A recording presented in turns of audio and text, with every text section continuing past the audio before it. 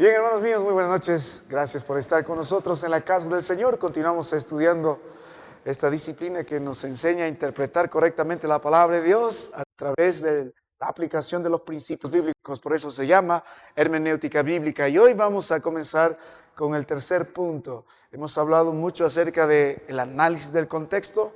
Hemos hablado acerca, luego, recuerda, hermano mío, de la observación, ¿no es cierto? El proceso número 2. Y hoy vamos con el proceso número 3 y es importante, este es el corazón de nuestra clase, porque vamos a hablar de la interpretación, Y sabe, lo usamos constantemente. Hace unos años atrás hubo un problema en nuestra iglesia, casi 2 familias se separan de por vida. ¿Por qué razón? Porque 2 de las niñas estaban peleando entre sí. Una de ellas, mientras le servía la comida, derramó casualmente sobre la otra niña la sopa o la bebida y se enojó. Y dijo, seguramente lo hizo a propósito. Y supuso eso, entonces empezaron a hablar una mal de la otra. Y cuando llegamos al punto para arreglar el asunto, la niña dijo, yo no lo hice a propósito. No fue mi intención ofenderte porque supusiste eso y se generó cosas, se generó problemas. Y todo está en una mala interpretación. Ahora la pregunta es, para arreglar ese problema, ¿a dónde deberíamos ir? Bueno, a la Biblia, pero cuando queremos arreglar este problema, definitivamente, ¿no cree que es mejor volver a la fuente? Preguntar, ¿de veras quisiste derramar el vaso sobre mí? ¿No es cierto? Y si la hermana en el Señor dice, no era mi intención, fue casual, se acabó el problema. Entonces, cuando malinterpretamos las cosas en nuestras vidas, tenemos siempre muchos problemas. ¿A dónde debemos volver siempre? A la fuente. Lo mismo es en la palabra de nuestro Dios. Cuando nosotros queremos dar una interpretación correcta, ¿a dónde debemos volver? ¿A lo que piensa el erudito de moda? ¿A lo que yo pienso que quiere significar esta porción de las Escrituras? ¿A lo que me gustaría que signifique? ¿A dónde vuelvo? A la palabra de Dios, al autor. Amén. Vuelvo al autor. Entonces vamos a empezar este tiempo en oración y vamos a desarrollar esta noche la interpretación. Vamos a orar. Padre, gracias por el privilegio que nos das de seguir estudiando tu palabra, de seguir, Señor, buscando la iluminación del Espíritu para que podamos verdaderamente tomar el significado, Señor, de cada texto aquí, las verdades aquí y aplicarlas en nuestras vidas de tal forma que podamos seguir edificándonos en estas verdades, nuestras familias, nuestras vidas y esta preciosa iglesia. Ayúdame a mí, Padre, sé glorificado en todo. Queremos volver a tu palabra. En Cristo bendícenos. Amén. Muy bien, hermanos, vamos directamente entonces a la interpretación. Hemos visto 5 principios bíblicos que lo estamos aplicando en estos procesos para llegar a una interpretación correcta. Amén. ¿Recuerda los 5 principios bíblicos? El principio literal, ¿qué más? Gramatical, ¿no es cierto? Gramático, ¿qué más? Sí, ¿qué más? Histórico, de síntesis, ¿recuerda? Tiene dirección la Biblia, tiene intertextualidad la Biblia y práctico, ¿no es cierto? Ahora, estos principios los estamos aplicando en otros procesos, porque ¿cuál es nuestro trabajo? ¿Poner el significado o extraer el significado? Extraer el significado, se llama la exégesis, ¿no es cierto? La exégesis usa como herramienta la hermenéutica para obtener el significado bíblico. Y obteniendo el significado bíblico, nuestro trabajo, ¿qué es? Ponerlo por obra. Amén. Tenemos implicaciones de esas verdades de manera general y tenemos aplicaciones de esas verdades. Amén. Ojalá que esto esté bastante claro. Ahora, a través de estos principios y su aplicación, nosotros hemos determinado para acortar la brecha y la palabra de Dios fue escrita a nosotros o para nosotros. Yo no quiero jugar con las palabras nomás, pero esto tiene una importancia. La Biblia, por ejemplo, cuando se habla en las epístolas y en el mismo el libro de Apocalipsis, Cristo hablando, Apocalipsis 2, Apocalipsis 3, a las iglesias, escribió, por ejemplo, a la iglesia en Esmirna, luego la iglesia en Pérgamo o la iglesia en Filadelfia. Fue escrito directamente a ellos. No hay una carta directamente a la primera iglesia bautista de Huancayo. Fue escrito en esos días, en ese entonces, a ese grupo de hermanos. Pero es para nosotros. porque las verdades y los principios bíblicos están ahí para nosotros. Entonces la Biblia tiene mucha validez. Los últimos talleres que hemos estado teniendo ha sido muy importante. Han visto todo esto. Hemos hecho un diagrama, etcétera, de todas estas verdades. Muy bien. Ahora, entendiendo esto, hermano, vamos a tratar de definir qué es la interpretación, porque a través de la aplicación de esto hemos analizado el contexto histórico, el contexto literario, dentro de eso el canónico, el inmediato, el lejano, y luego hemos empezado a hacer las observaciones. Recuerda, hemos hecho preguntas al texto, hemos empezado a analizar la gramática, la estructura lógica, sintáctica, semántica, morfológica, para que después de esto hemos formulado algunas preguntas que van a ser contestadas a través de la interpretación. Muy bien, entramos en nuestro tercer paso. Primero, analizamos el contexto. Segundo, hacemos la observación. Y tercero, ¿qué hacemos, hermano mío? Interpretamos. Ahora vamos a definir qué es la interpretación. ¿Qué significa la interpretación? Ahí estamos, ¿ok? La meta de la interpretación es la de conocer el texto tan profundamente como nosotros podamos, de tal forma que podamos entender o recrear las ideas y emociones del autor en nuestras mentes. Esto se extiende también de la forma en que la audiencia original entendió el mensaje. Volviendo a la palabra de nuestro Dios, el libro de Nehemías, capítulo 8, verso 8, qué poderosa porción de las Escrituras, ¿no? Nehemías 8, en el versículo 8, ¿qué nos enseñó la palabra del Señor? En esta gran verdad, cuando Esdras está leyendo y está predicando para que haya nuevamente este avivamiento en el pueblo de Dios después del exilio, está diciendo, y leían en el libro de la ley de Dios claramente y ponían el sentido de modo que entendiesen la lectura. Entonces, ¿cuál es el propósito de Esdras? Esdras tiene que interpretar correctamente la ley que fue dada cientos de años atrás en ese pacto que Dios tuvo con Moisés y el pueblo de Dios, para que en estos días, cientos de años después de 70 años del cautiverio, estos lo entiendan correctamente y lo pongan por práctica. Entonces, el trabajo del varón de Dios, Esdras, era leer, dar claramente la intención del autor y también ponerle el sentido, darle el significado que Moisés entendió, que vino de parte de nuestro Dios, que la audiencia primaria entendía en esos días, el pueblo de Dios hace cientos de años, para que sea vigente en estos días. Ese era el trabajo, de modo que ponían el sentido, de modo que, ¿qué dice? Malentendiesen, interpretasen a su cuenta, supusiesen o entendiesen la lectura. Entonces, la meta de la interpretación es conocer lo más profundo posible el significado del autor y la audiencia original. Esa es la meta de la interpretación. Entender las verdades que originalmente han sido dadas en la palabra de nuestro Dios, tanto al autor como la audiencia primaria.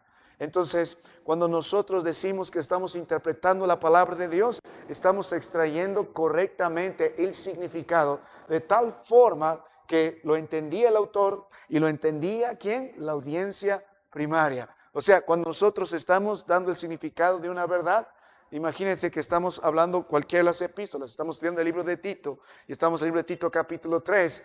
Mi trabajo es predicar de tal forma que tuviese delante de mí al apóstol Pablo. ¿Quién más? ¿A quién era el destinatario del mensaje de la epístola de Tito? Viene de Pablo a Tito, ¿no es cierto? Y a las iglesias. Entonces, mi trabajo es sentar al apóstol Pablo y al varón Tito y ver que ellos están de acuerdo con lo que yo estoy diciendo. Porque imagínense, termina un mensaje y Pablo se rasca la cabeza y dice, no, eso no es lo que yo quise decir, hermano, estás mal. Y Tito dice, eso es lo que yo no entendí, estás mal. Entonces, la interpretación busca eso, entender la verdad, obtener la verdad de la forma que el apóstol Pablo, como autor humano, obviamente inspirado por Dios, lo entendió, porque así Dios lo quiso, y como Tito también lo entendió. Ese es el objetivo de la interpretación. Amén. Ese es el objetivo de la interpretación. Para esto, hermano mío, vamos a ver algunos aspectos acerca de este proceso de obtener tan profundamente como podamos entender las verdades, todo lo que involucra el significado del texto en el autor y al que ha sido el receptor originario, hay algunos aspectos que debemos entender. El primer aspecto, lo vamos a llamar el punto A, lo que la interpretación busca. Nuevamente, ¿cuál es la meta? Hemos dado ya cierta parte de esta respuesta, pero ¿cuál es la meta en la interpretación? Cuando usted viene a la palabra de Dios y lee las Escrituras y trata de poner el sentido, ¿cuál es la meta? Otra vez, en la interpretación busca el sentido original del texto. El sentido original. Eso es muy importante, hermano, porque a nosotros nos gusta ir de frente y lo aplicamos. Nos gusta, nos encanta. Muchas campañas, les he escuchado a muchos de ustedes, y de frente vamos a aplicarlo. Está bien la aplicación, pero primero hay que definir la verdad que vamos a aplicar. Y también antes de aplicar, necesitamos nosotros ver todas las implicaciones. Hemos hecho la diferencia entre una implicación y aplicación. Una aplicación es personal, una implicación es todo lo que se podría aplicar a todo el pueblo a lo largo de todos los años. Entonces la interpretación busca el sentido original del texto, no la implicación actual. Amén. No la aplicación actual. Eso lo vamos a ver después. Porque para ponerlo en práctica, ¿qué necesitamos? ¿Qué necesitamos primero? Entender el sentido original del texto. Amén. Definir la verdad. Definir el significado. Extraer. Nuestro trabajo es extraer. Con la dirección del Espíritu Santo, nuestro trabajo es extraer. Extraer el significado. Y teniendo el significado, y este significado contiene una verdad, contiene principios, ¿qué hacemos? Lo aplicamos el hoy. Amén. Lo aplicamos el hoy. Mire, ¿qué dice la palabra de Dios? 2 Timoteo 3, del 16 al 17. Voy a pedir a mi hermano Wilfredo que me ayude con esto. 2 Timoteo 3, del 16 al 17. Bienvenida mi hermana. Ahora estamos viendo la interpretación y estamos definiendo la interpretación como este proceso que busca tan profundamente como sea posible obtener el significado del texto. El significado del autor, lo que entendió el autor, lo que entendió la audiencia primaria. Ese es nuestro trabajo, extraer el significado, el sentido, las verdades. Amén, es la interpretación. Y la interpretación, en primer lugar, ¿qué es lo que busca? ¿Cuál es la meta? ¿Cuál es la búsqueda? ¿Cuál es el afán de la interpretación? Busca el sentido original del texto. Amén, no las implicaciones todavía, no las aplicaciones todavía. Cuando nosotros vamos a predicar la palabra de Dios, no necesariamente tenemos que dar todo el proceso de la obtención de la verdad, pero sí es bueno definir la verdad y luego aplicarla. Amén. Luego aplicarla. Muy bien. Ok, ¿qué dice 2 Timoteo 3 del 16 al 17?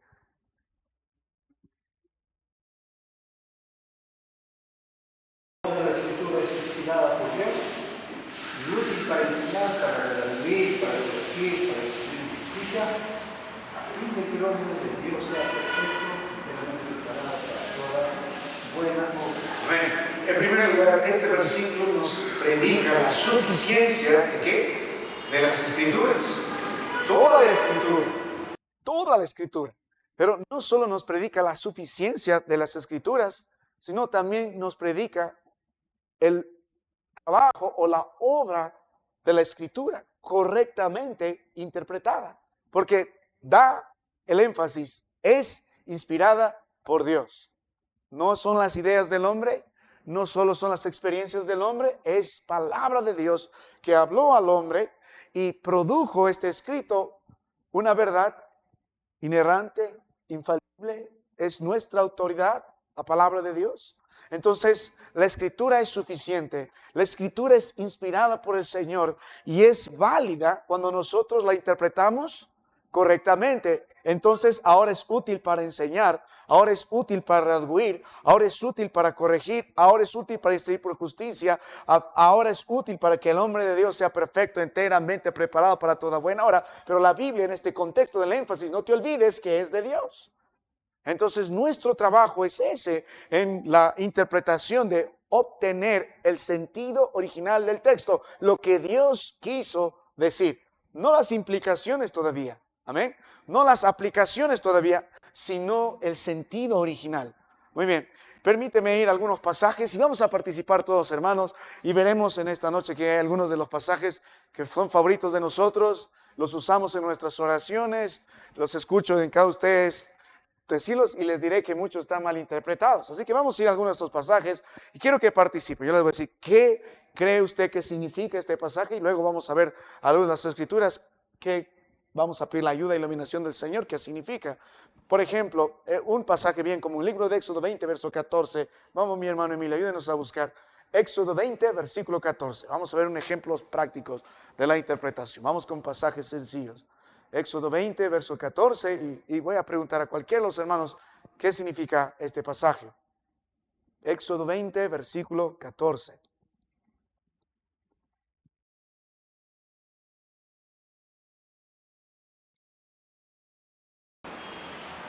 No cometerás adulterio. Amén. Así de sencillo. No cometerás adulterio. Amén. Esta palabra está Dios estableciendo los mandamientos Para su pueblo.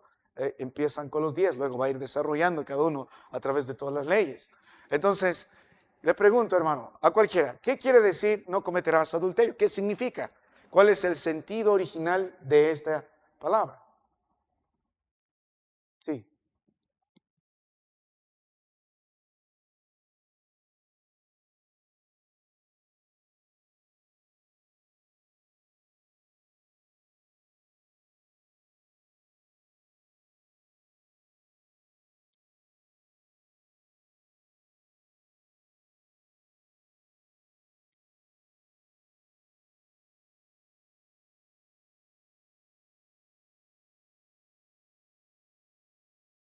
Amén. Muy bien, mi hermano, está muy bien. En el contexto, recuerda que Dios, ¿qué está haciendo? En el contexto, está estableciendo un pacto con su pueblo. Amén. Está estableciendo un pacto. Le llamamos nosotros el pacto mosaico. Y ese pacto es condicional. Si ustedes no cumplen los mandamientos de acá, yo voy a quitar toda bendición mía. Y si está en esa tierra que fui a Chemet, yo los voy a quitar de ahí.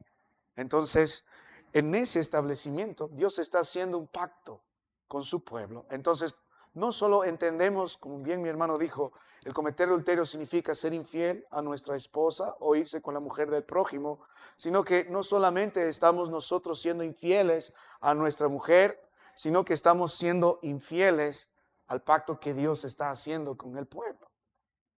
Estamos quebrantando la relación que deberíamos tener con Dios. ¿Ve? Lo que esto nosotros normalmente lo entendemos y lo ubicamos solo en el plano nuestro.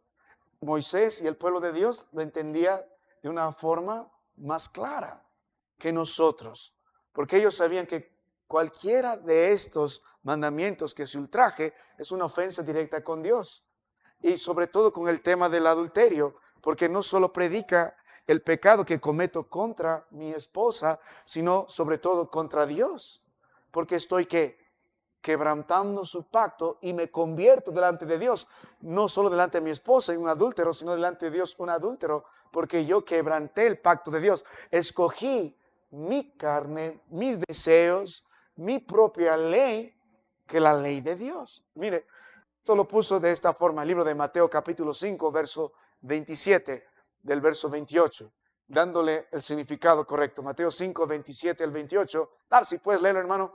Mateo 5, del 27 al 28.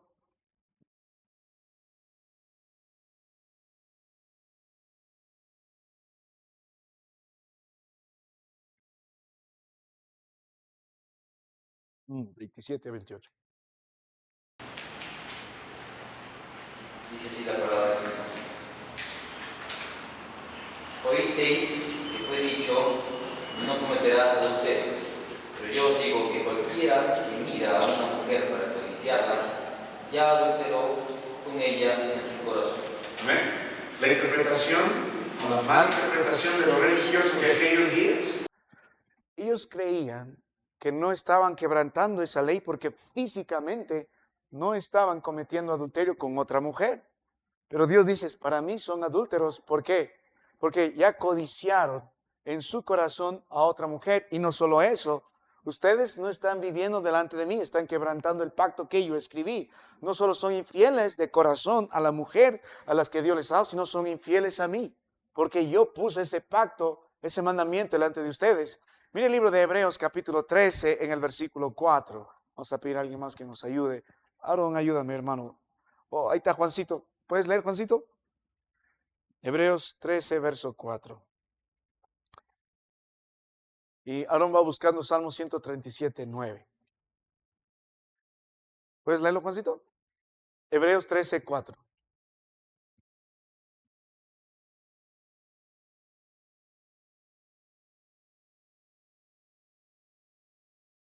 Amén.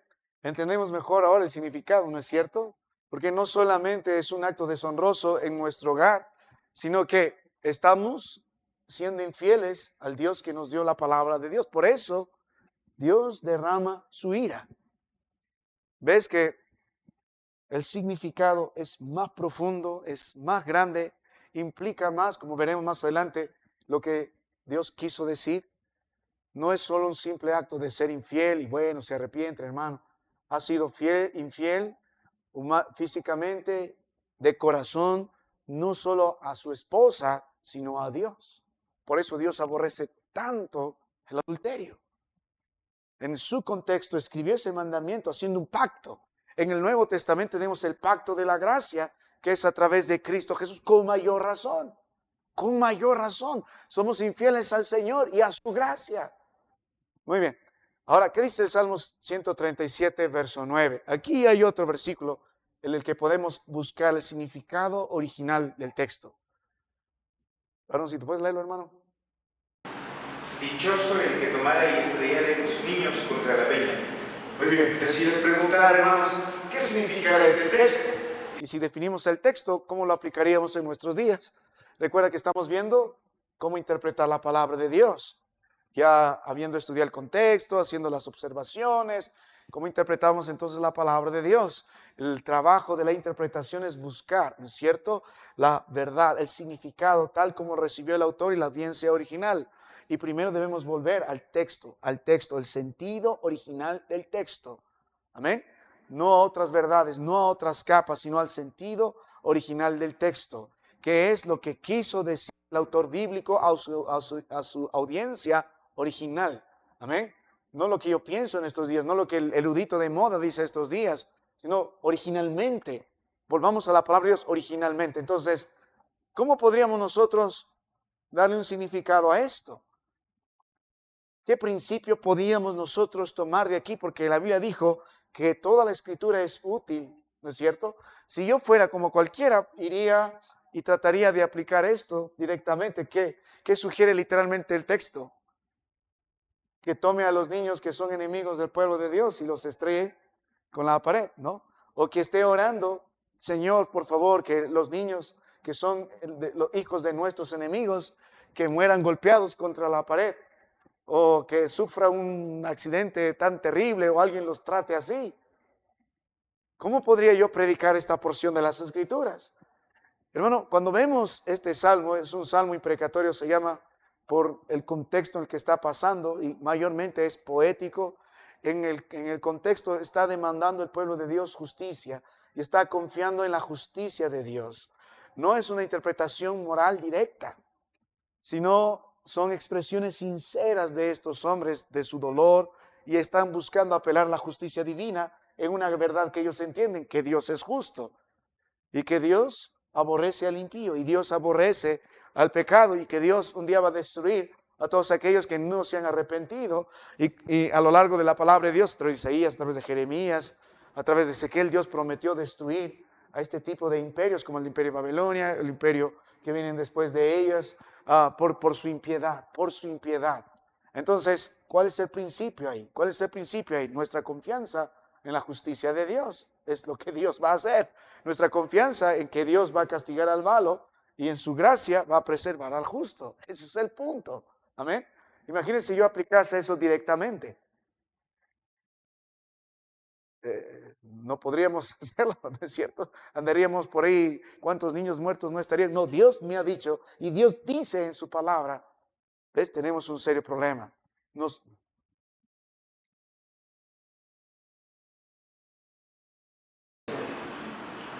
Se van por otro lado. Amén. Y además no debemos olvidar que para interpretar necesitamos siempre el contexto. Y debemos aplicar las mismas normas de la hermenéutica, los mismos principios de la hermenéutica a cada texto. Ningún texto es la excepción a la regla, por más difícil de entender que sea. Aun cuando es interpretado en el Nuevo Testamento, como veremos más adelante, pero parece que los apóstoles no están siguiendo las mismas reglas de nuestra hermenéutica, están tomando excepciones. No, es la misma regla. La palabra de Dios no va a cambiar. Siguen teniendo los mismos principios bíblicos para extraer el significado de la palabra de Dios, interpretarlo, como también para predicarlo. Mire, vamos a otra porción de las Escrituras que es bastante común en nuestros días y muy mal interpretado, y se han generado divisiones entre iglesias. Sí.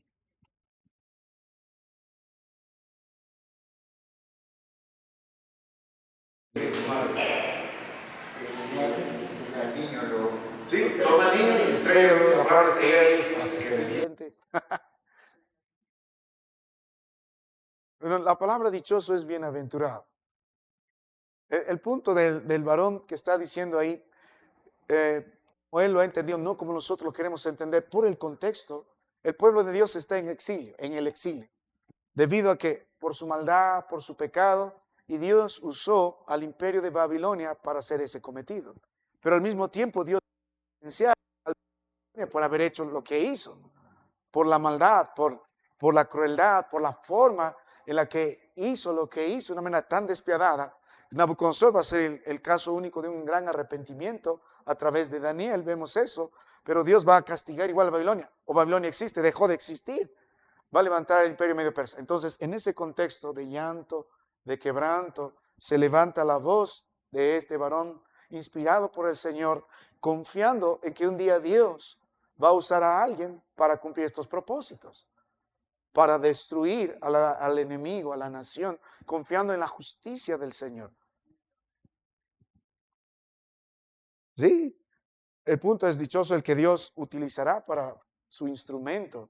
No es que vamos a ir, ese es el plan de este, está confiando en eso, es una imprecación, está confiando en la justicia de Dios, está dejando esto en las manos de nuestro Dios y está asegurando que Dios un día hará justicia, porque el punto es que Dios va a aborrecer siempre el pecado y al pecador, y si no se arrepiente, yo los voy a destruir.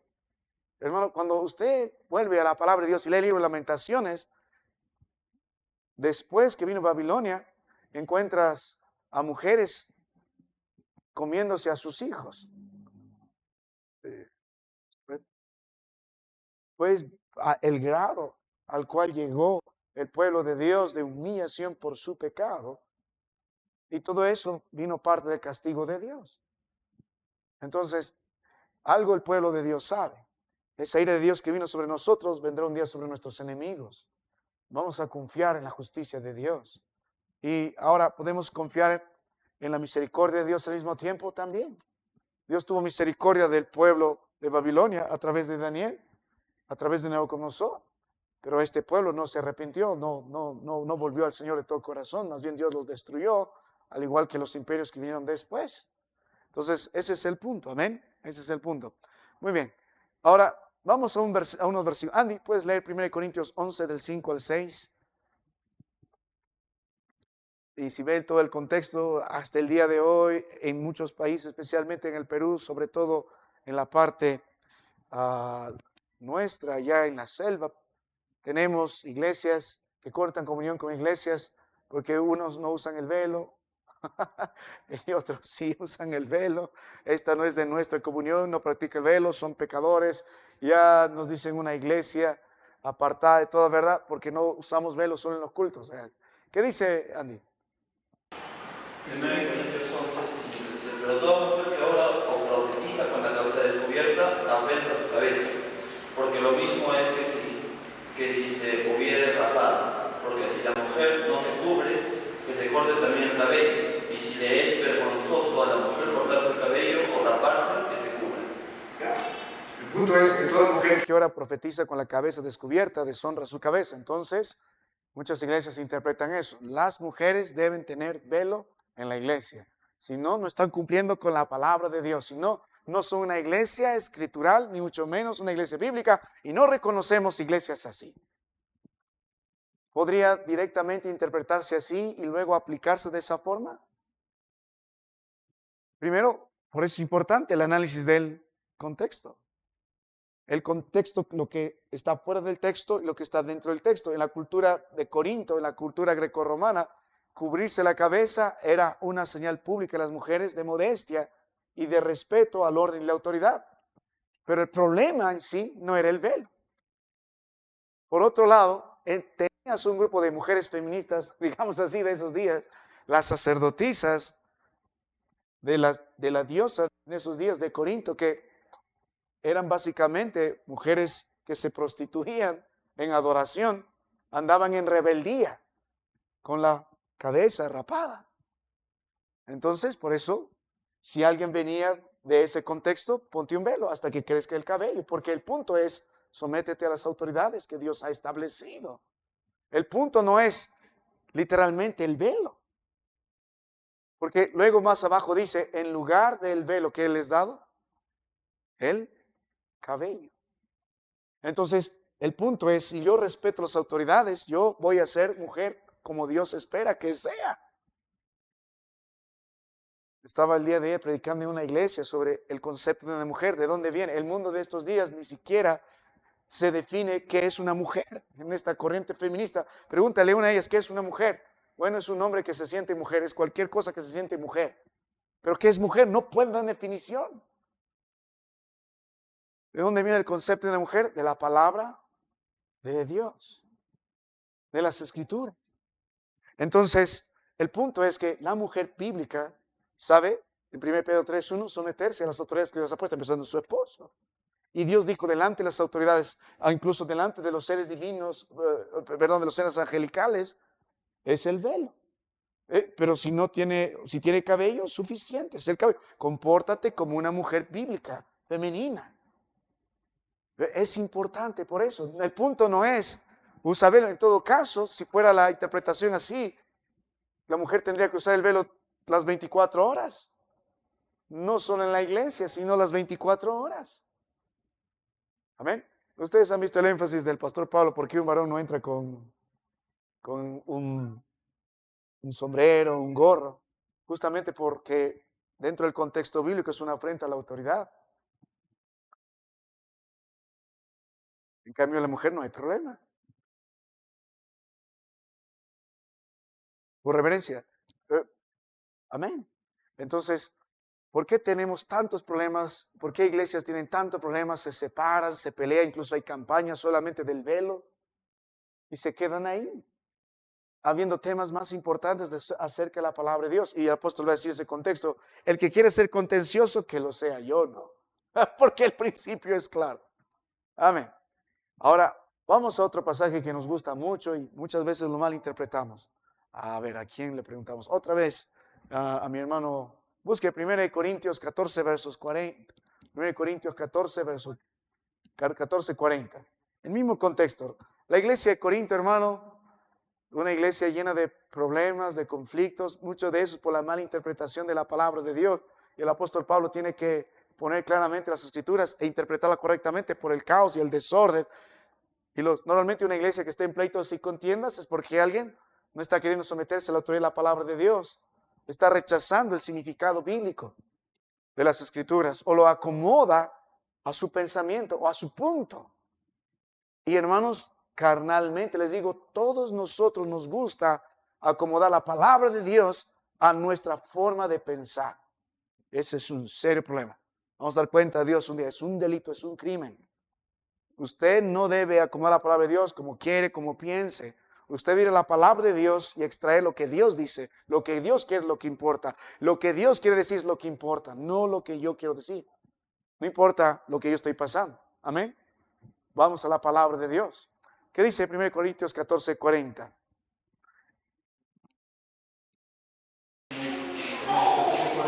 Pero hágase todo decentemente. ¿Y cómo? Amén. Les pregunto, ¿qué significa eso? Y ustedes lo oran, lo repetimos. ¿Qué significa eso?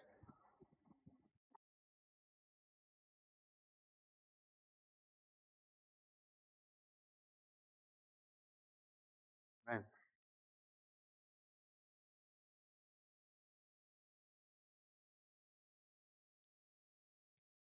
Amén.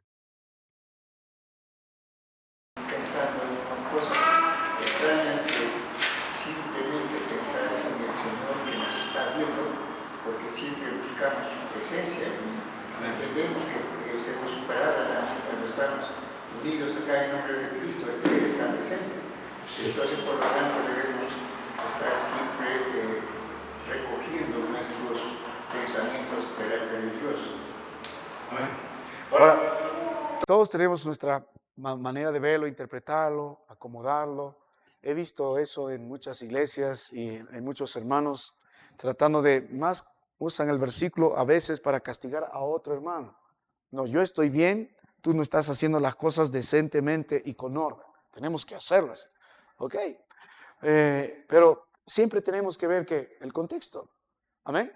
El contexto, recuerda, queremos buscar el sentido original del texto. El punto es cómo lo entendió Pablo y cómo lo entienden los hermanos en Corinto. Y para eso tengo que entrar ¿dónde? En el contexto. En todo el contexto, dentro del contexto literario, lo que está pasando ahí, el apóstol Pablo está regulando los problemas que hay por el desorden de los dones espirituales. Especialmente los dones que hasta el día de hoy que la gente lo predica trae problemas de lenguas, de profecía, y el apóstol empieza a poner las cosas en orden, porque cada uno está hablando, jactando, hay un caos, hay emociones. Si entrarías un culto de Corinto, todos están gritando, uno está hablando, y eso que te veas, hablaban en lenguas, uno aquí, otro allá, uno aquí, otro allá. Entonces el apóstol Pablo dice, así nosotros no podemos adorar a Dios. Dios merece gloria y Dios merece honra. Tenemos que volver a los principios bíblicos de cómo debemos nosotros adorar a Dios. ¿Por qué? El propósito de venir a la iglesia es glorificar a Dios, como Él nos dijo en Efesios 3:21, y de que nos edifiquemos. El propósito es que vengamos a la casa del Señor para edificarnos. Amén. Hemos visto eso en un momento, los unos a los otros, más de 35, 36 veces la expresión de los unos a los otros. Nos perdonamos, nos amamos, oramos, olvidamos las cargas. La idea es edificarnos. No venimos a la casa de Dios para pelearnos. No venimos a la casa de Dios para discutir. No venimos a la casa de Dios para humillar a uno o exaltar a otro. No venimos a la casa de Dios para glorificar su nombre y para edificarnos. Cualquier cosa que impida la edificación del pueblo de Dios no es del Señor. Entonces, en ese contexto, el apóstol Pablo está diciendo, debemos nosotros hacer todo, ¿no es cierto? No solo una parte, todo, que dice decentemente y con orden. La palabra decente, y ahí por eso hacemos nuestra observación, ¿no es cierto? Damos un significado. ¿Qué significa decencia? Probablemente lo que significa decencia esos días tiene una connotación más profunda o de la que yo tengo en nuestros días. Si les pregunto qué es decente, ¿qué responderían en nuestro contexto actual?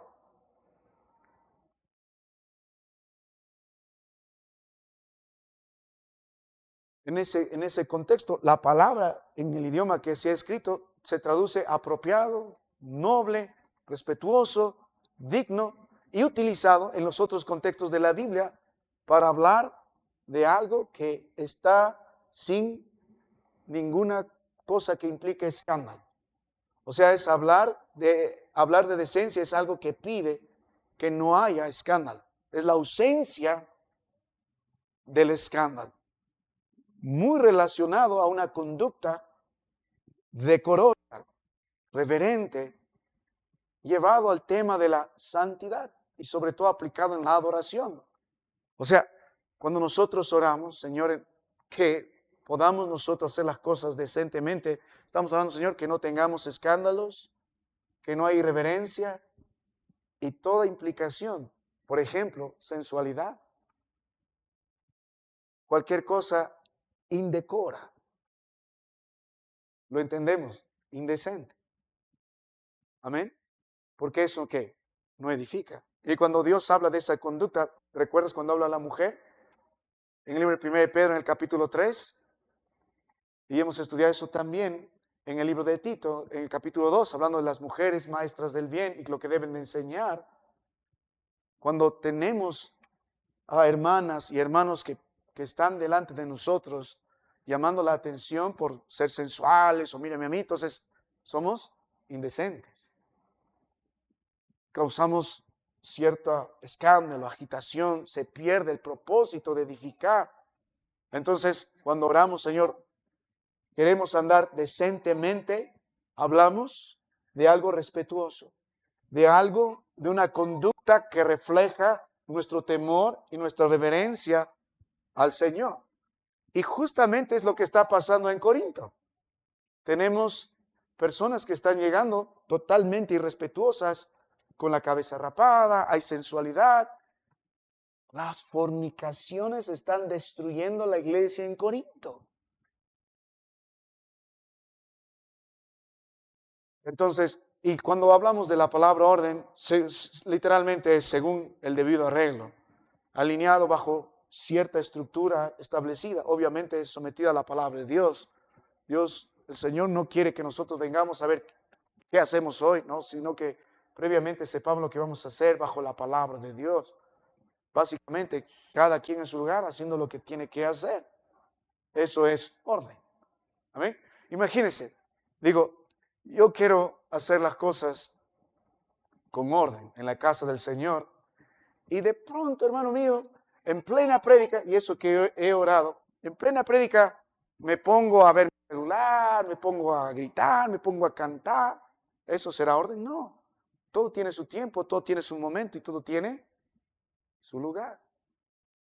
Amén. Muy bien. Ahora, cuando sí tenemos libertad para actuar bajo la palabra de Dios, pero no la licencia para hacer desorden, para ser irreverentes, para hacer lo que queramos, para atraer la atención a nosotros, para ser sensuales, carnales, no. Y ahora, este principio, les digo, hermano, trasciende la cultura, trasciende el tiempo, trasciende el espacio, sí. Entonces, ahora lo aplicamos en nuestros días, en la iglesia. Muy bien.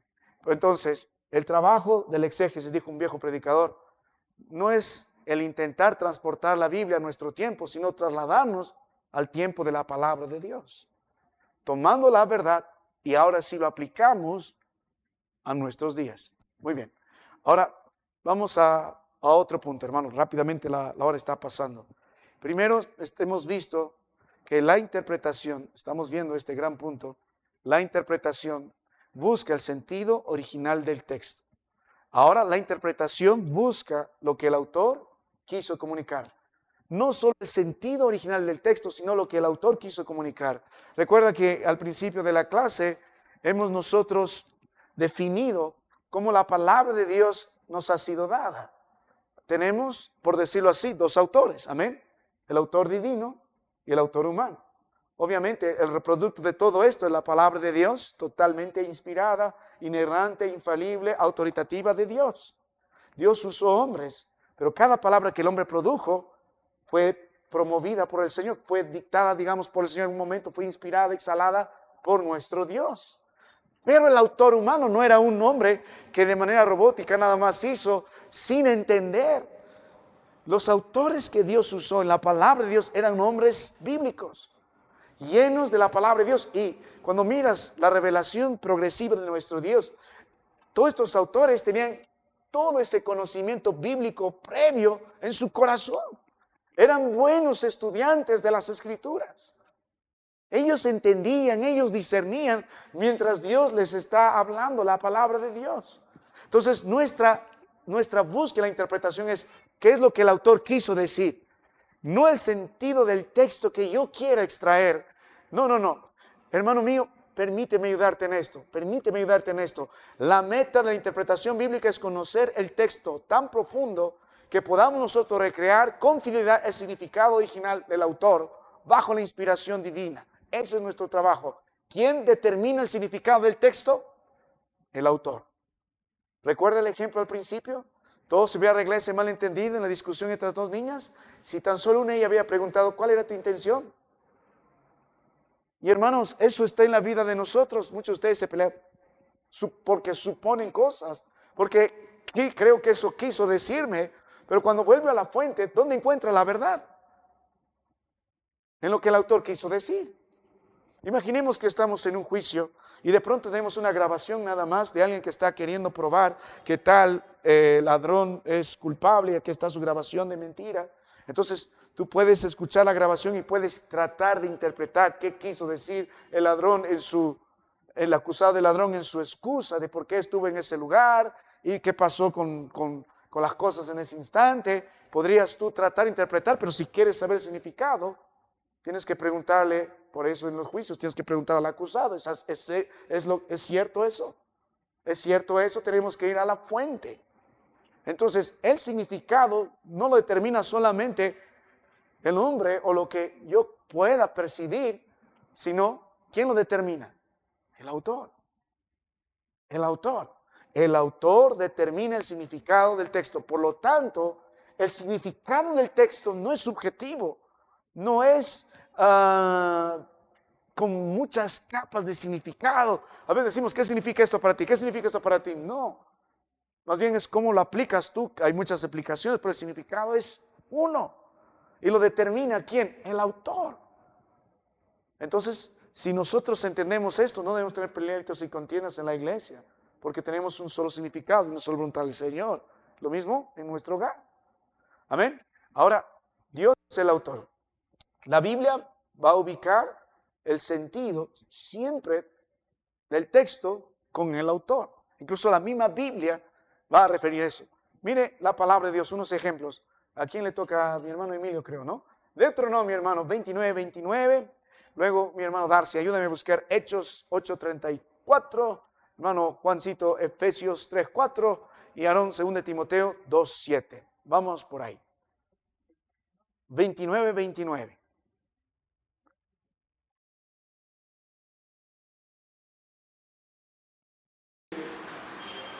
Y palparás a mediodía como falta el cielo. Deuteronomio 29. Deuteronomio 28. Un capítulo más. Ya vamos a ir.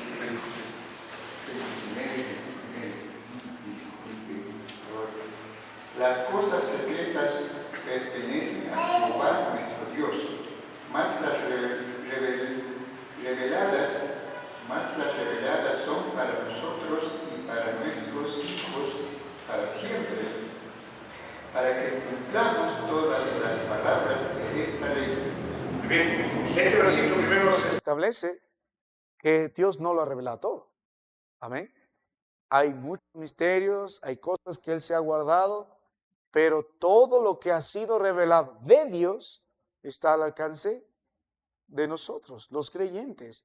Entonces, Dios tiene el propósito en nuestras vidas de darnos a entender lo que Él quiso revelarnos para que entendiendo claramente podamos nosotros recién obedecer, cumplir con todas las palabras de esta ley. Entonces, la interpretación busca descubrir el sentido revelado, no especular, ¿no es cierto? Y no ir más allá en cosas que Dios no ha revelado y nos perdemos en eso. Hay una ciencia que se llama la geometría. ¿Qué trata de hacer? Busca cómo fue escrito la palabra de Dios, especialmente el Antiguo Testamento, y trata a través de la numerología, porque cada vocal y letra en los judíos tiene un número relacionado, y tratan de buscar significados ocultos, jugando con matemáticas, leyéndolo de manera vertical, de manera horizontal, y buscar un significado profundo, algo oculto, códices. Eso llama la atención para un buen documental y la gente se pierde en eso. Pero ese no es nuestro trabajo. Amén. Nuestro trabajo es entender la revelación que Dios ya ha dado. Y tenemos más que suficiente para buscar lo que Dios no ha dado. Y si no ha dado es por alguna razón. Muy bien. Vamos a la palabra del Señor. Sí, mi hermano.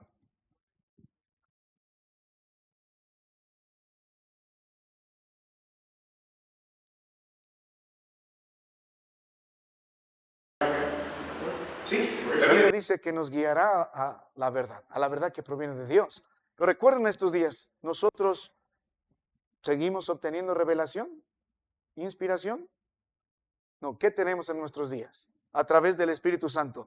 Ahora, el Espíritu Santo sí inspiró a los apóstoles que escribieron la palabra de Dios, les guió a las verdades del Señor, afirmó muchas verdades, dio luz en otras verdades, porque ellos ya entendían todo el Antiguo Testamento y las revelaciones anteriores.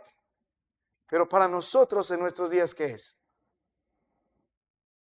Pero ¿qué pedimos al Señor cuando oramos? Señor, revélame, inspírame o ilumíname.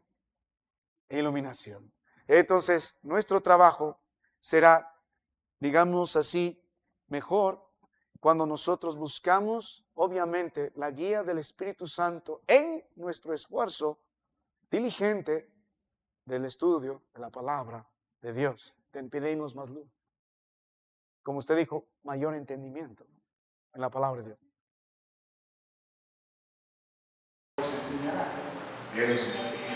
Ahora, en ese contexto También lo vamos a analizar, porque está hablando a los que van a escribir la palabra de Dios. Pero al mismo tiempo podemos aplicarlo porque Él también guarda las verdades y nuestro trabajo es la guía del Espíritu, el entendimiento que Dios nos es sobrenatural con la diligencia del estudio, llegar a la verdad que Él quiere darnos. Amén. Entonces, cuando interpretamos, buscamos la verdad, el significado de lo que el autor quiso decir. Muy bien. ¿Qué dice Hechos, hermano? 8:34.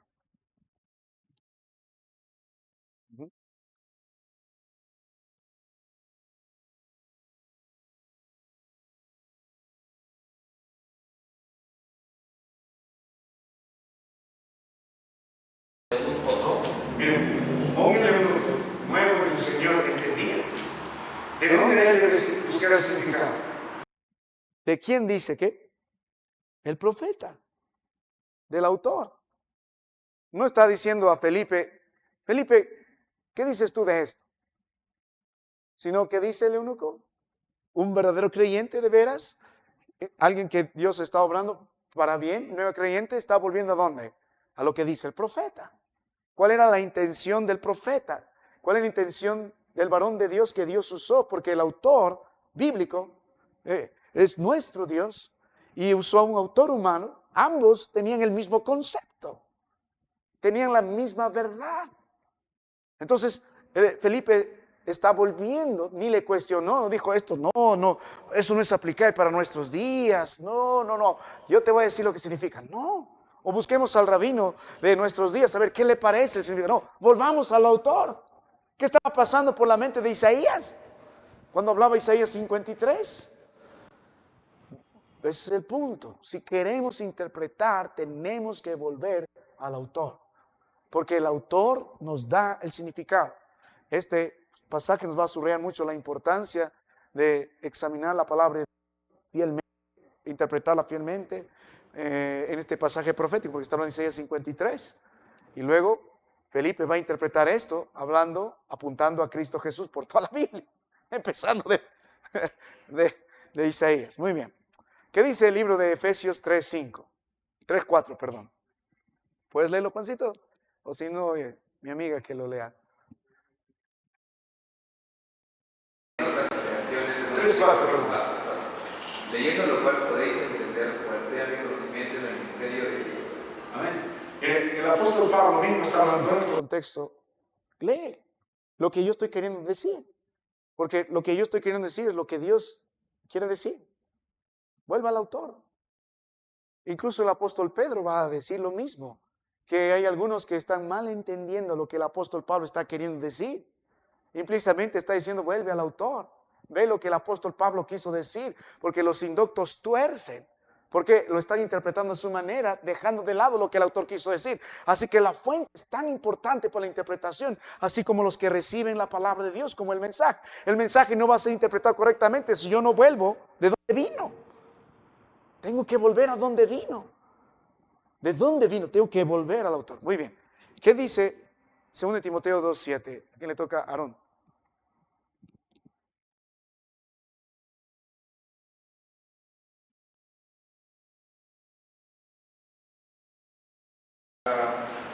Considera lo que digo y el Señor te dé entendimiento en todo. Amén. Bien, considera lo que yo Digo, soy el autor que Dios ha usado. Y Dios te dé entendimiento. No hay mejor pasaje que pueda explicar eso, amén. Claramente, considera lo que yo digo. Entonces, nuestro trabajo es volver a esos días, es ver lo que está pasando con el apóstol Pablo, considerar su contexto, lo que está pasando con la audiencia primaria, para entender lo que entendieron. Y ahí está la verdad, tenemos que transportarnos, tenemos que cruzar el puente para obtener la verdad, los principios, lo que el autor quiso dar, el significado y la aplicación es poner en la Biblia en nuestros días. Como dijimos, la Biblia no fue escrita a nosotros, pero sí para nosotros. Ojalá que podamos entender. Vamos a ver algunas aristas rápidamente, hermano, estoy sobre la hora, que nos van a ejemplificar una mala interpretación. Por ejemplo, los religiosos, entre ellos, vamos a poner los católicos o cualquier otra religión, dice que el texto determina el significado.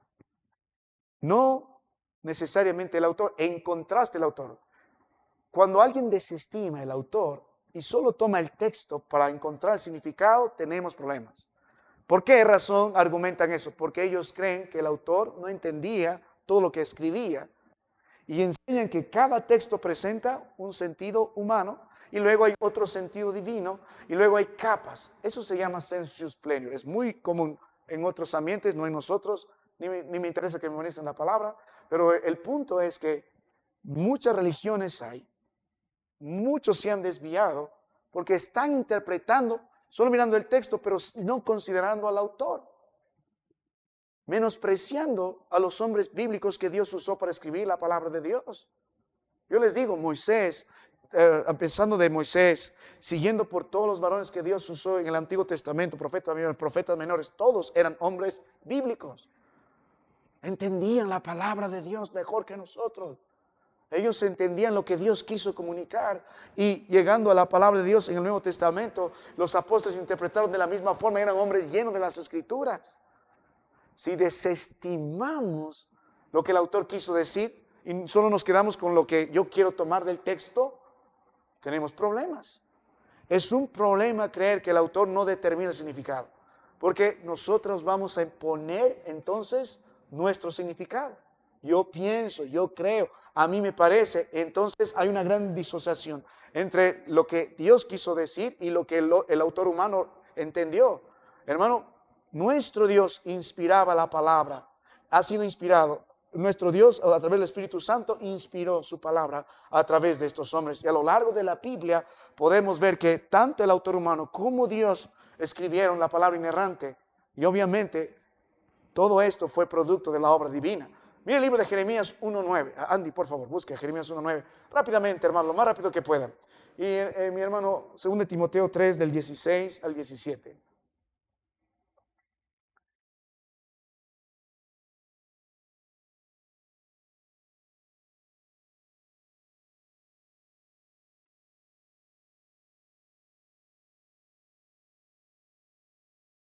¿Amén? Jeremías entendía lo que Dios quiso decir. Dios literalmente puso su palabra en su boca, en su corazón, en su entendimiento. Si yo quiero entender el libro de Jeremías, debo entender a través de lo que Jeremías entendió, el significado de ello. Por eso es importante, hermano, todo lo que hemos estudiado previamente, este análisis del contexto, este análisis a través de las observaciones, porque si yo disocio al autor humano y solo busco las capas profundas, divinas, misteriosas, ahí vamos a tener problemas. Hay un viejo dicho, todo predicador que ama la palabra de Dios dice, Dios quiere decir lo que dice y dice lo que quiere decir. No hay mayor vuelta. ¿Qué dice 2 Timoteo 3:16? Mi hermano Will. Sí.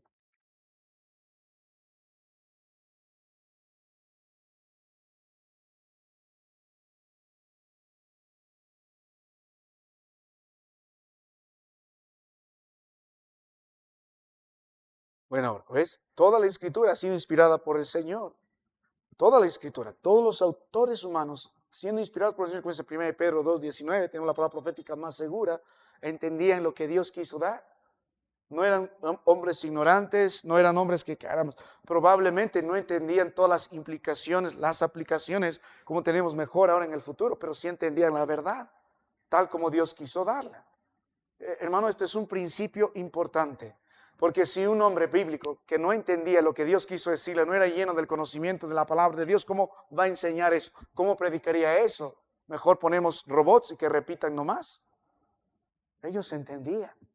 Y Dios los usó por esa justa razón, siendo humanos con sus valencias, con sus defectos, con sus virtudes, para producir una palabra inerrante. Nosotros tenemos al mensajero, tenemos el mensaje y tenemos lo que recepcionan. Nosotros tenemos que volver a esos días.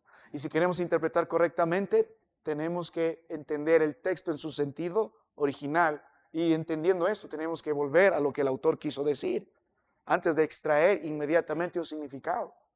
¿Qué quiso decir?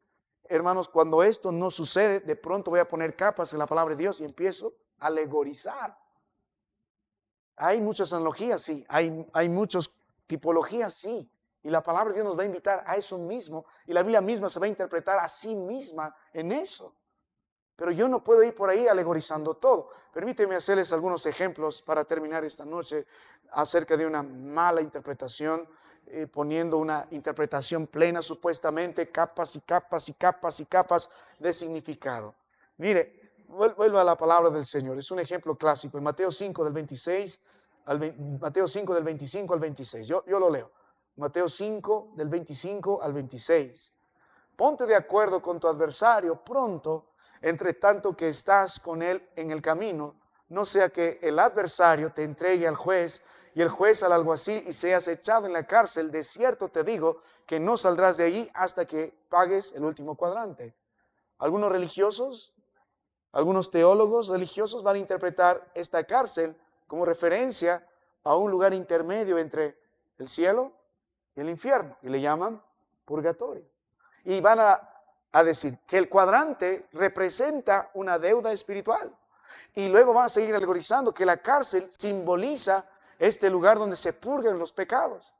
Y que esta expresión que sale una vez que la deuda será pagada, ellos alegorizan dando a entender que mediante un sufrimiento, una penitencia, con ayuda de los vivos, por eso hay luego indulgencias y otras celebraciones, saldrán de esa cárcel, y presupone que el creyente puede morir sin estar plenamente purificado y necesita este estado intermedio para que se asegure a través de estas penitencias llegar al cielo después.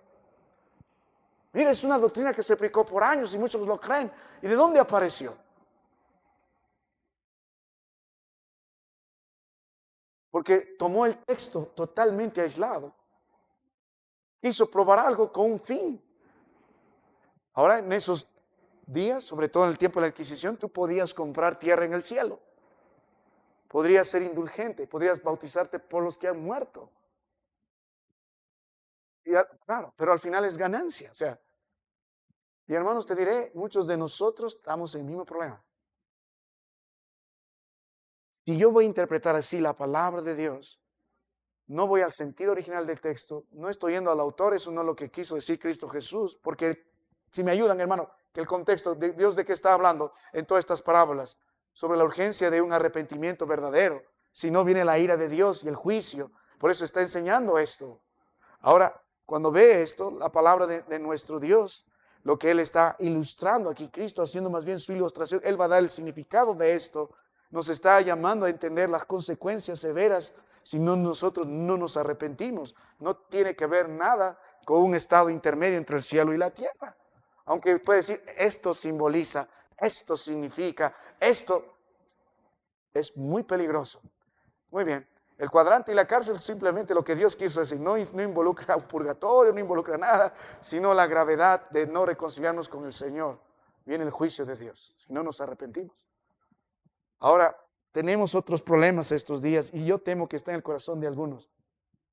En esta época, no solo religiosos, sino el posmodernismo, las corrientes de estos días, incluso la ciencia avispa bastante eso, es un fuelle que está entrando en las iglesias, la psicología, la filosofía, que está muy vigente en nuestros días, de relativizar la interpretación de la palabra de Dios.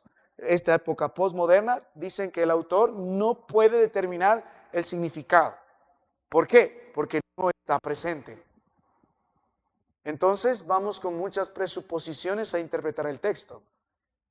Ellos van a alegar el lenguaje es antiguo y va a decir que cada lector debe interpretar esto de acuerdo a su propia experiencia y en su propio contexto. Cuando usas eso, podemos ver a la ciencia cristiana supuestamente interpretando el libro de Génesis y alegorizando. Cada día, dándole como 1000 años o haciendo una especie de inclinación a una evolución, teniendo a Dios como la fuerza primaria. porque así me parece, porque así tendría mejor sentido, así se podría aplicar estos días, si no, no tendría un objetivo real para nosotros. Pasa, hermano, tome asiento en cualquiera de las bancas. Ahora, bienvenido, mi hermano. Entonces, cuando tenemos esto, hermano, es un serio problema. Usted no puede interpretar la palabra de Dios con su experiencia. No, usted está cometiendo un grave pecado. Usted no puede interpretar la palabra de Dios con la ciencia de estos días. Usted no puede interpretar la palabra de Dios bajo la luz solo de un solo erudito. No puede interpretar la palabra de Dios a su conveniencia. No puede interpretar la palabra de Dios a su gusto. No puede interpretar la palabra de Dios para que quede bien con la gente. No puede interpretar la palabra de Dios viniendo con presuposiciones. Usted no puede interpretar la palabra de Dios con sus prejuicios. Usted tiene que venir vacío de todo eso y decir, habla que tu siervo oye. No se puede relativizar la palabra de nuestro Dios. Dios es un Dios de verdad. Dios es un Dios absoluto. No hay nada más absoluto en la Biblia que cuando Juan 14:6 dice, yo soy el camino, yo soy la verdad y yo soy la vida. Nadie viene al Padre si no es por mí. Amén. Mire, permíteme darle para terminar esta noche algunas porciones de las Escrituras que solemos hacerlo. Mire, antes de entrar a eso, mire el libro de Éxodo capítulo 20, el versículo 1. A veces nuestro Dios dicta las palabras directamente. Éxodo 21 dice, y habló Dios todas estas palabras diciendo, y Moisés las escribió. Pero otras veces Dios hace lo mismo, produce la misma palabra inerrante, autoritativa, a través del autor. Por ejemplo, en Lucas 1:1 dijo, pues ya que a muchos han tratado de poner en orden la historia de las cosas que entre nosotros han sido ciertísimas, tal como nos enseñaron, versículo 2, los que desde el principio lo vieron con sus ojos y fueron ministros de la palabra, me ha parecido a mí también, hablando Lucas, después de haber investigado con diligencia todas las cosas desde su origen, escribírtelas por orden, oh excelentísimo Teófilo, para que conozcas bien la verdad de las cosas a las cuales has sido instruido. A veces Dios dicta directamente, otras veces usa a este hombre con todo su esfuerzo, todo esto producto del Espíritu Santo, para que cada palabra ha sido puesta a través de todo este trabajo de Dios. A través del trabajo de este hombre, pero sigue siendo la palabra inerrante. Yo por eso no voy a descuidar al autor. Ahora vamos a ver algunos ejemplos, hermano, de lo que muchos malinterpretan estos días y van a ver que está presente en el corazón de nosotros. Por ejemplo, ustedes saben que esta corriente perversa de la ideología de género está en las iglesias y son sustentadas. Mira el libro de Génesis 1 del verso 26 al 27. Puedes acomodar toda la Biblia como tú quieras decirlo, hermano, pero no hay nada más peligroso que ofende al Señor y desata su ira de torcer su palabra. Es lo que hace Satanás. Es por excelencia, el maestro en malinterpretar la palabra de Dios. Él cuestiona la Biblia, él niega la Biblia, él reemplaza la Biblia. Mire, dice la Biblia en Génesis del 1 al 26 al 27, Dios empieza diciendo, hagamos al hombre ¿a qué? A nuestra imagen y semejanza. Ahora, esta ideología que está en muchas iglesias, algunos sostienen que este pasaje sugiere una pluralidad de géneros o identidades, ya que hay en Dios esas identidades, también lo deben haber en su creación. Entonces, puedes tener varias identidades, hombre, mujer y todos los LGTB, todo lo que quieras ahí. ¿Cuán perversa es esa interpretación? Y hay gente, pero la Biblia acá lo dice y lo cree. Y la Biblia dice en versículo 27, Dios creó solo a varón y hembra. Se acabó. Tienes que ir por todas las escrituras, no hay más géneros, solo es hombre y mujer. Y la Biblia va a encargar de afirmarse que Dios abomina cuando todo esto se desvirtúa. Mire, cuando vuelva a la palabra de nuestro Dios, aquí hay otra gran aberración. Por ejemplo, la historia de David y Goliat, y esto se está entrando en las iglesias. Cuando vuelve a las Escrituras en este tiempo, en 1 Samuel capítulo 17 conocemos, amén, lo que está pasando. Algunos decimos es David versus Goliat, pero en realidad es David versus el Dios de Goliat, el Dios de David versus Goliat, eso es. Ahora, muchos toman esto como una alegoría motivacional. ¿No has escuchado en los cultos de estos días? Goliat representa tus grandes traumas desde niño, tus grandes deudas, tus inseguridades, tus grandes problemas, no importa si existió o no, lo alegorizan, lo ponen como una fábula para sacar una moraleja. Y lo importante es cómo te hace sentir el relato. Tú también puedes vencer. Si David pudo vencer, tú también puedes vencer. Cuando usted vuelve a la Biblia, nosotros creemos literalmente lo que pasó. Pero el punto de aquí en este invento, en esta historia real, es que Dios muestra su poder a través de este siervo fiel. Y es Dios quien da la victoria sobre el enemigo del pueblo de Dios, el enemigo de la palabra de Dios, el enemigo de las promesas de Dios. Y sí, el papel del rey de David apunta un día a un rey perfecto que será Jesucristo, que vencerá finalmente a Satanás. Pero no lo voy a alegorizar y acomodar para dar una linda historia, una linda moraleja, una charla motivacional. Ese es el problema de los tiempos modernos. Ahora, en el libro de Mateo 18:20, también ahora llegándolo a nosotros, lo solemos malinterpretar, porque donde 2 o 3 están congregados en mi nombre, que dice, yo estoy en medio de ellos. Amén. ¿Es verdad que Dios está en nosotros? Siempre va a estar en nosotros. Amén. ¿Cuándo dejó Jesucristo no estar con nosotros? Le pregunto. Si Él prometió, dijo, voy a estar con ustedes hasta el fin. Aunque estemos solos, Él está. Así que, más que nada, el énfasis de esto, por el contexto, es que están ejerciendo una disciplina. Y Dios está ahí como un tercer testigo para asegurar su autoridad cuando la iglesia en rectitud disciplina a alguien conforme a su palabra. Yo estoy diciendo, yo soy testigo. O sea, el ejercicio de la disciplina en la iglesia no es un juego, porque Dios está siendo testigo de ello cuando lo hacemos conforme a su palabra y nos da esa autoridad para hacerlo. Ahora, mire, otra porción de que pastor, entonces ya no voy a decir Dios está con nosotros. No, Dios sí que está. Somos 1, 2, el Señor siempre va a estar. Él prometió estar siempre. Él prometió estar siempre. Pero el énfasis, lo que el autor y el Jesucristo quiso decir esto es en el contexto de la disciplina en la iglesia. La disciplina en la iglesia. Ahora, igual que el libro de Filipenses 4, verso 13, ¿qué decimos? Todo lo puedo en Cristo, que me fortalece, pero no lo podemos aplicar a un triunfo personal, como el boxeador que va a boxear, o en cualquier otro asunto. Básicamente es para aprender a estar contento en toda circunstancia. Tengas necesidad, tengas abundancia. La idea es que el Señor me enseña a fortalecerme en Él en todo tipo de circunstancia. Y eso es un patrón bíblico en todo creyente. Ahora, otro favorito de nosotros, Mateo 7:1. No juzguéis para que no seáis juzgados. He dicho, no debemos juzgar al hermano. ¿Es lo que Dios está queriendo decir? ¿Qué piensa? Muchos interpretan esto para prohibir todo tipo de corrección o juicio, incluso doctrinal o moral en la iglesia. Pero tanto el apóstol Pablo como Jesucristo va a decir juzgar. En Juan 7:24 Dios dice que debemos juzgar. El punto no es que no debemos juzgar, el punto es que Dios prohíbe un juicio hipócrita. Ese es el punto. Sin discernimiento, sin principios bíblicos. Y en Mateo 7 nos da los principios bíblicos para juzgarnos entre nosotros. Amén. Amén, hermanos, o se han dormido ya. El punto es el contexto. Otro favorito de estos días, ya terminamos con esto. Libro de Apocalipsis 30, el verso 20, ¿qué dice?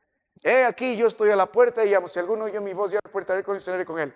Entonces, en las separatitas que muchos tienen para evangelizar, y muy bien intencionados, lo están tratando de que uno llegue a la salvación, se predica como una invitación a la salvación. Se presenta a un Cristo que es como un vendedor de libros, está tocando la puerta. Por favor, déjame entrar, y hasta cantamos. Quédate conmigo y pasa aquí en mi corazón. Entonces, sí, pero si ve el contexto, lo que el autor quise decir que es Jesucristo, ¿qué puerta está tocando? ¿La puerta de una? ¿Y qué tipo de iglesia? Como la Odisea, tibia. Una iglesia que Dios le da náuseas. Y Dios está llamándoles al arrepentimiento. Es lo que está diciendo, no tienen comunión conmigo. Vuelvan a mí. Yo no estoy entre ustedes, una iglesia muerta. Pero si yo lo pongo bonito, que Dios está tocando la puerta del corazón, y cuando usted malinterpreta, tiene que casi inventar y torcer la palabra de Dios para probar una doctrina, porque de pronto ya aparece esta salvación por una oración. ¿No es cierto? Porque ahí encajaría. Y los errores, hermano, las malas interpretaciones con el tiempo traen grande caos grandes aberraciones, grandes organizaciones fuera de la verdad. Entonces, cuando nosotros volvemos a las Escrituras, el Señor nos dice que la interpretación no está en nosotros, no está en poner significado, sino está en extraerlo. Nuestro trabajo es profundizar en el significado original del texto, tal como el autor lo quiso decir, tal como la audiencia primaria lo tomó. Nuestro trabajo es volver ahí, tomar la verdad, tomar el principio y aplicarlo al hoy, en nuestros días. Yo no puedo interpretar el texto solo por mi experiencia, mi sabiduría, lo que yo pienso, lo quiero, me gusto, con una mala intención o por probar mi punto, sin considerar lo que el autor dijo.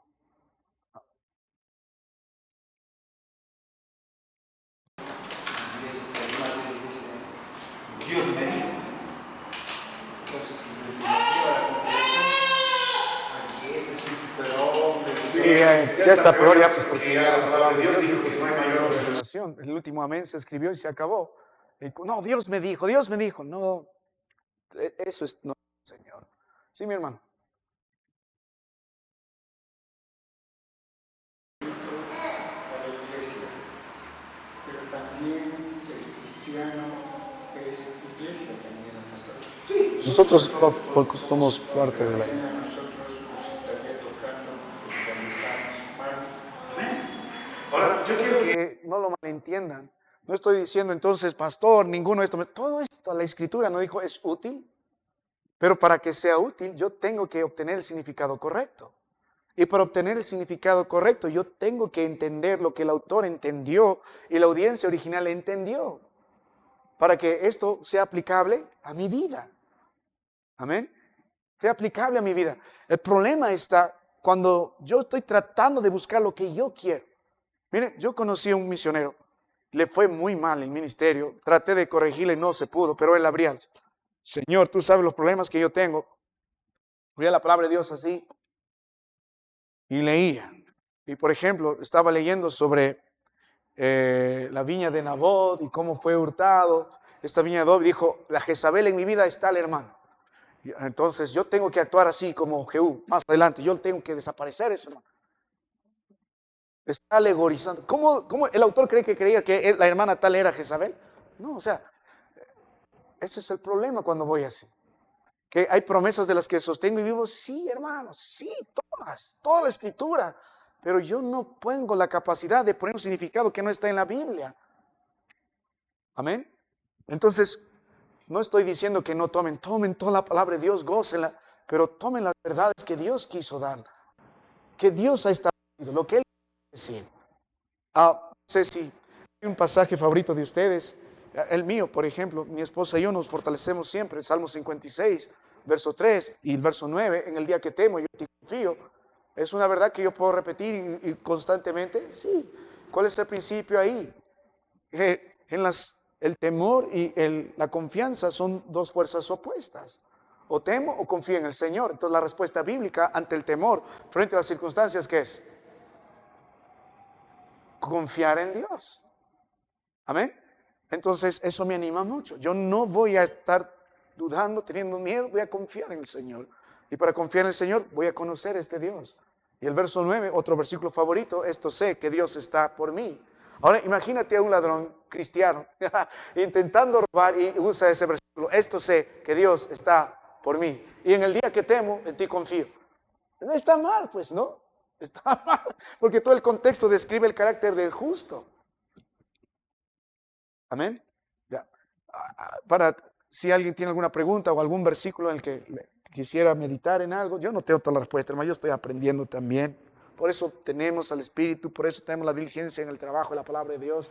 Pero yo te digo, si he vivido en función de esta palabra, hermano, si he vivido en función de esta palabra, aún en nuestra construcción. ¿Por qué digo el que comenzó la buena la va a perfeccionar? Está hablando del creyente, bien cierto, pero toda obra de nuestro Dios en función de edificación a su pueblo de Dios, Dios la perfecciona. Ahí está el principio.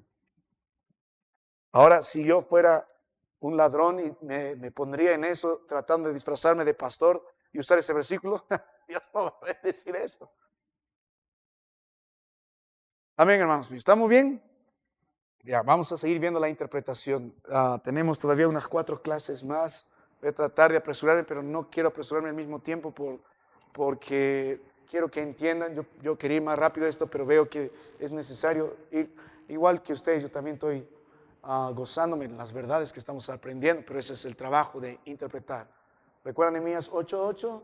Y leían claramente el libro de la ley y ponían el sentido, de modo que entendiesen.